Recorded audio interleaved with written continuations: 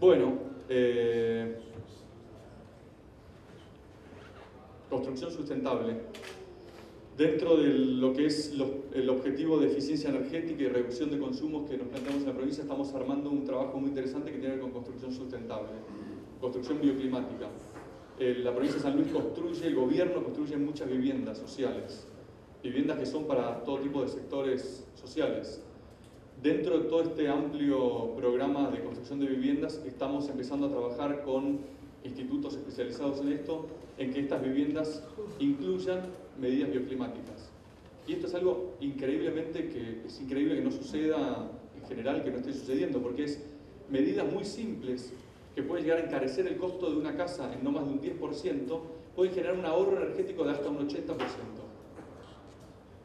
Así es. O sea, los trabajos, ahí está recontra estudiado el tema, medido, o sea, una inversión adicional de entre un 5 y un 10% puede generar un ahorro de un 80% del consumo que esa vivienda va a tener. Es increíble que no se haga, que no se esté haciendo, y bueno, estamos trabajando en eso para que tanto las viviendas que construye el gobierno como para que las viviendas que cada privado construye, generarle incentivos para que lo haga. Me comentaban hace poco uno de los institutos con los que estamos trabajando que en Brasil hay un sistema por el cual los créditos hipotecarios tienen un puntaje en cuanto a... y por ese puntaje es la tasa que uno va a recibir de crédito. Y uno de los variables que afecta a este puntaje es qué tan bioclimática es la casa que uno va a construir. Así, me pareció un ejemplo fantástico de una medida muy simple que puede generar un impacto muy grande. Estamos haciendo un inventario de gases de efecto invernadero, es la primera provincia en Argentina que lo está haciendo. Básicamente el inventario lo que hace es decir, bueno, veamos en dónde estamos emitiendo gases de efecto invernadero en la provincia. Es bastante complejo porque hay que reunir toda la información productiva y de consumos energéticos de toda la provincia, pero bueno, es información muy útil porque nos da una medida exacta de dónde hay que poner atención en cuanto a la reducción de gases. Otra de las cosas interesantes que estamos haciendo es trabajando sobre las huellas de carbono, huella hídrica y huella ecológica. Acabamos de hacer un convenio de cooperación con el INTA y con el INTI y vamos a empezar a medir huella de carbono en las actividades productivas de la provincia y huella hídrica. Las dos huellas son muy complejas de medir, en Argentina no se está haciendo, tanto el INTA como el INTI están muy interesados en empezar a hacerlo, pero hasta ahora no lo han hecho. Entonces es muy interesante esta experiencia porque nos estamos sentando a discutir cómo hacerlo y es nuevo para todos. Va a ser la primera experiencia que va a haber en el país de medición de estas huellas en un proceso productivo. Vamos a elegir, ahora estamos eligiendo la cadena láctea para la huella hídrica y todavía no determinamos qué cadena vamos a usar para la huella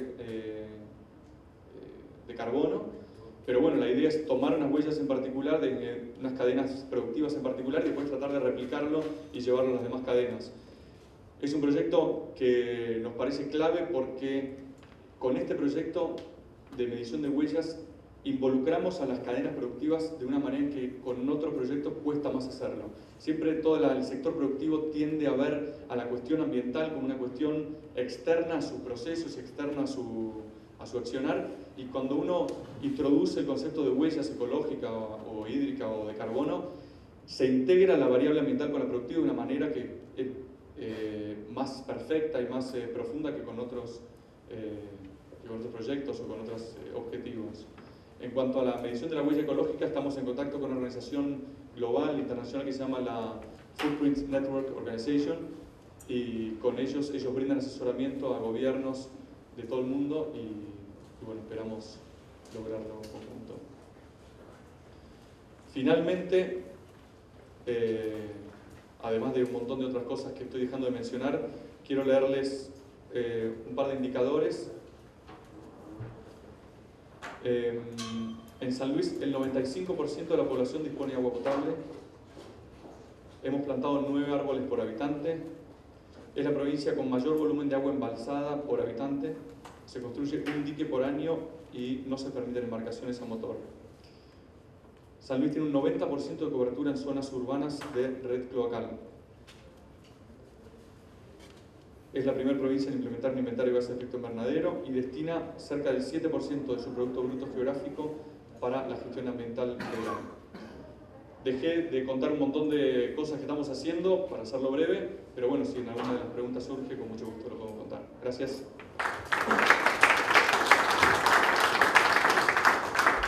Gracias, Ignacio, y gracias, Esperanza. Y ahora le voy a dar la oportunidad a Pablo para que hable. Gracias. Bueno, en primer lugar, agradecer a Juan Manuel y a la Fundación por la invitación. En segundo, decir que soy yo que está hablando aquí, pero yo lo que hago es coordinar un equipo de trabajo de mucha gente, no solamente de Buenos Aires, sino de distintos lugares del país, que ha dado su aporte para definir la propuesta ambiental de la candidatura de Ricardo Alfonsín. Voy a ser muy breve, del final de la jornada, así que supongo que están todos muy cansados, pero más que nada quiero dejar algunos lineamientos de nuestro pensamiento político en materia de gestión ambiental. En primer lugar, como eje fundamental de toda nuestra propuesta, ustedes habrán escuchado a Ricardo Alfonsín varias veces decir la necesidad de pasar un proceso de crecimiento que ha tenido el país en los últimos años, los últimos 7 u 8 años, a un proceso de desarrollo que no es naturalmente lo mismo. Nosotros agregamos a esa propuesta la idea de que ese desarrollo no sea de cualquier manera, sino que tenga algunos ejes constitutivos que definan el país del futuro. Por lo tanto, hablamos de un desarrollo sustentable. Nosotros pretendemos que Argentina pase estos años de bonanza económica, de este proceso de crecimiento, a uno de desarrollo sustentable. Y entendemos el desarrollo sustentable como aquel mecanismo que permite utilizar todas las energías ambientales y todos los bienes naturales del país para ponerlos al servicio de satisfacer las necesidades de la gente. No pretendemos hacer una política donde no se toquen los recursos naturales o los bienes ambientales, sino por el contrario, se toquen, se utilicen bien, de tal manera que puedan satisfacer las necesidades de la gente, de esta generación y de las generaciones futuras. Por lo tanto, tiene que hacerse de una manera tal que permita que esos bienes se mantengan en el tiempo y por lo tanto hay que para eso utilizar las tecnologías adecuadas. O sea, necesidad de vislumbrar el país futuro, utilizando tecnologías adecuadas, cosa que no se hace, y ordenando el territorio. Cuestiones todas estas que está en falta la actual administración y nosotros somos muy críticos en ese sentido. Hace poco la presidenta manifestó el deseo y la propuesta de que el país genere 150 millones de toneladas de granos y más de 100 millones de cabezas de ganado. Lo que está bien, en principio. El problema es cómo y dónde. Si nosotros, dicho así, estamos volviendo, y se nota en muchas de las políticas, también en unas actividades industrialistas y demás, a ciertos conceptos desarrollistas de la década del 50 y 60, que tuvieron grandes éxitos en algunos aspectos y grandes éxitos en otros. Sobre todo, lo ambiental fue uno de los sectores más impactados por esa política, que luego tuvo consecuencias sociales y luego económicas, y luego de desarrollo. Por lo tanto, pretender generar una producción en pocos años de 150 millones de granos y no decir dónde, nos asusta realmente porque estamos hoy solamente mirando la cuestión de bosques nativos, perdiendo no tenemos estadísticas muy serias sobre esto, pero calculamos, suponemos, imaginamos, proyectamos alrededor de 200.000 hectáreas por año y nos quedan apenas 30 millones de hectáreas de bosque nativo. Quiere decir que a este promedio y con estas políticas, en una generación, nos quedamos sin bosque nativo.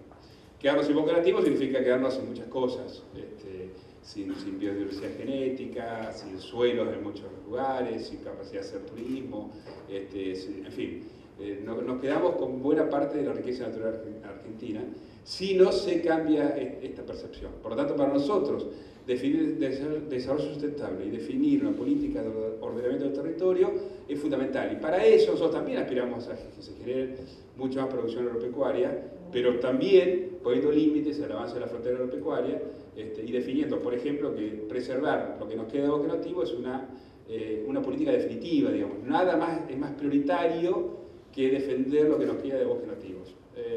Ni de política agropecuaria, ni de política industrial, nada.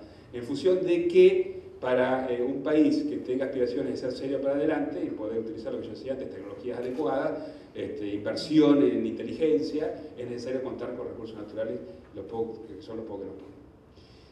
En esta orientación, en todas nuestras políticas, esta cuestión del ordenamiento del territorio es un eje fundamental. Y voy a ser muy sintético, cuáles son los 5 o 6 puntos más importantes de lo que sería una política ambiental a partir de diciembre. Están algunas cuestiones que caen de maduro, por ejemplo, el saneamiento de las cuencas hídricas urbanizadas.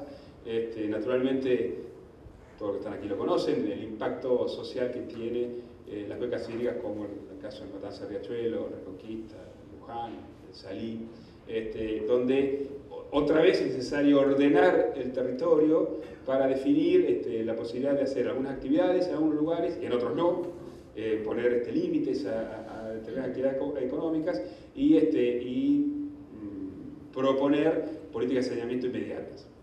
Es verdad que en los últimos años la CUMAR, en el caso de Matanza y Riachuelo, ha dado unos pasos adelante muy importantes. Nosotros somos defensores del Comité de Cuenca como instrumento de gestión de la cuenca, y ACUMAR es un ejemplo bueno en ese sentido, no tanto por la decisión del gobierno nacional, provincial y del gobierno de la Ciudad de Buenos Aires, que poco han aportado, sino gracias a la acción de la Corte Suprema de Justicia, en el caso de Mendoza, se ha producido en los últimos años un avance muy importante, más importante que en los últimos 20 o 30 años.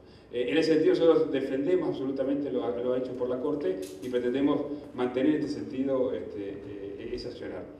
Y más aún cuando sabemos que está por entrar un crédito, por distintos motivos no terminado de ejecutarse, del Banco Mundial de 860 millones de dólares, donde el eje fundamental es agua y cloaca, que está bien. Hay una discusión sobre las colectoras, donde irían los restos de los residuos, margen izquierdo, margen derecho del Riachuelo. Pero más allá de eso, nosotros queremos hacer más hincapié en la desaparición de basurales y en la reconversión industrial, porque eso no alcanza con agua y cloaca. Nosotros todavía sigue viviendo unos cuantos centenares de miles de personas sobre basurales. Por tanto, la política de erradicación es inmediata e imprescindible, a pesar de que ese crédito no contempla esta cuestión. Y la reconversión industrial, que es la otra cuestión en ese sentido que hay que acelerar. Pero siempre basándonos en este criterio de definir dónde algunas actividades son posibles y otras no. Y donde no sean posibles, no son posibles. Esto significa la prohibición y la erradicación de algunas actividades en algunos sectores donde, como siempre, debe priorizarse mejorar la calidad de vida de la gente. De la mano de esto está la cuestión de los residuos sólidos urbanos. Aquí se dijo que esto es más una cuestión de provincias y municipios, pero de todas maneras puede haber una cuestión, una visión nacional. En particular, otra vez en el área metropolitana, la cuestión de la SEAMSE, nosotros creemos que es muy importante darle un cambio. Está colapsando los últimos lugares de rellenos, prácticamente que uno solo, que es ahí en el norte 3, donde se están enterrando 13.000 toneladas por día solamente ahí.